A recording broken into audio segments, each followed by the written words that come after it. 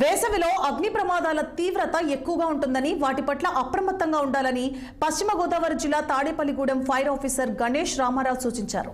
అగ్నిమాపక శాఖ ఆధ్వర్యంలో ఈ నెల 14వ తేదీ నుండి 20వ తేదీ వరకు అగ్నిమాపక వారోత్సవాలు నిర్వహించారు. వారం రోజుల పాటు అనేక అవగాహన కార్యక్రమాలు చేపట్టారు. ఎలాంటి ప్రమాదాలు సంభవించినా 101కి కాల్ చేస్తే తాము వెంటనే స్పందించి చర్యలు తీసుకుంటామని గణేష్ రామారావు తెలిపారు. Hospital, shopping malls, cinema halls, apartments నిర్వాహకులు ఎన్సీబీ నిబంధనలకు అనుగుణంగా ఉండాలని, లేని పక్షంలో తగు చర్యలు తీసుకుంటామంటున్న తాడేపల్లిగూడెం ఫైర్ ఆఫీసర్ గణేష్ రామారావుతో మా పశ్చిమ గోదావరి జిల్లా ప్రతినిధి నిమ్మల ఆది ఫేస్ టు ఫేస్.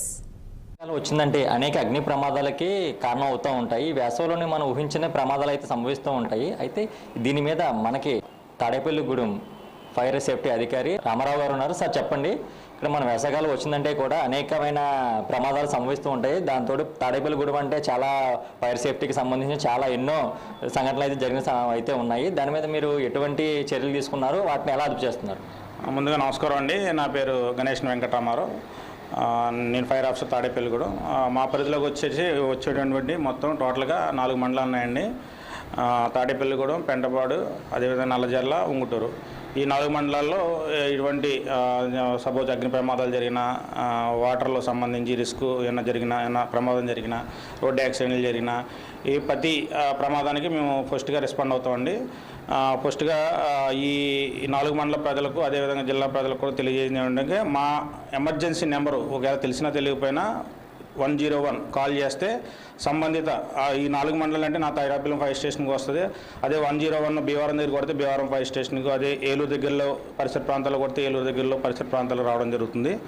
అదేవిధంగా మీ రిపోర్టర్ గారు అడిగిన విధంగా యాక్చువల్గా అగ్నిమాపక చర్యలు, నివారణ చర్యలు మన రీసెంట్గా ప్రతి ప్రిన్సెస్ కంటే రీసెంట్గా మేము ఏప్రిల్ 14 నుంచి 21 వరకు అగ్నిమాపక వారోత్సవాలు జరుపుకోవడం జరిగింది. ప్రతిరోజు ఒక్కొక్క ప్రిన్సెస్ అంటే కొంతమందికి రోడ్ల మీద ప్రజలకి, షాపింగ్ మాల్ వాళ్ళకి, షాపులకి అందరికీ రోజు ఫస్ట్ రోజు కరపత్రాలు అందించడం, అవేర్నెస్ చేయడం జరుగుతుంది. అదేవిధంగా తర్వాత రోజు ఇండస్ట్రీస్కి, ఆ తర్వాత రోజు స్కూల్స్, కాలేజెస్కి, తర్వాత రోజు బస్ స్టాండ్, అదేవిధంగా లోతట్టు ప్రాంతంలో ఉన్న వాళ్ళని రిస్క్ ఆపరేషన్ తీసుకురావడం, మా బోట్లు వేసుకుని రిస్క్ ఆపరేషన్ జరిగింది.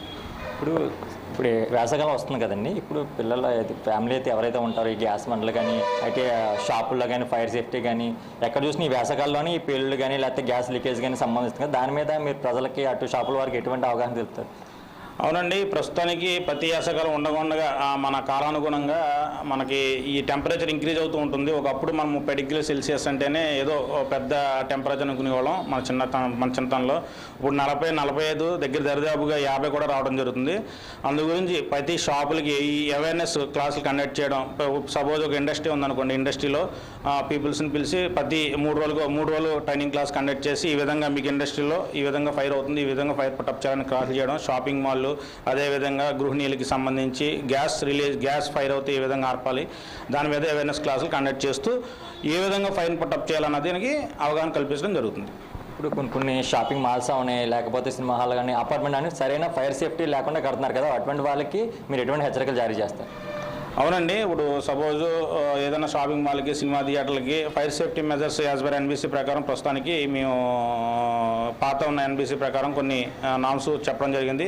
మా కొత్త డీజీ గారు ఇచ్చిన నామ్స్ ప్రకారం కొన్ని ప్లంజర్ పంప్స్ కానీ, అదేవిధంగా బ్రీతింగ్ బాల్కనీకి సంబంధించి, అదేవిధంగా CO2 ఫ్లడ్డింగ్ సిస్టమ్ గురించి కొన్ని అడిషనల్ ఎక్విప్మెంట్స్ ఏ విధంగా పెట్టాలి, ఫైర్ ఎక్విప్మెంట్స్ అన్న దాని గురించి కూడా అవగాహన కల్పిస్తూ మ్యాక్సిమం మేము వాళ్ళకి అవగాహన కల్పిస్తూ ఈ విధంగా ప్రమాదం జరుగుతుంది, కంపల్సరీ మీరు చేసుకోవాలని చెప్పి కొన్ని నోటీసులు కూడా ఇవ్వడం జరుగుతుంది.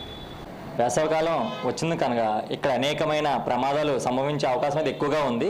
ఈ హీటు రోజు రోజుకి పెరిగిపోవడం వల్ల ఇక్కడ ఇంట్లోనే కానీ, అటు షాపులోనే కానీ మనం అప్రమత్తంగా ఉండి ప్రమాదాల బారి నుంచి బయటపడాలని మనతో తాడేపల్లిగూడెం ఫైర్ ఆఫీసర్ రామారావు గారు అయితే తెలియజేశారు. ఆది తాడేపల్లిగూడెం ఫైర్ ఆఫీసర్ నుండి. వేసవికాలం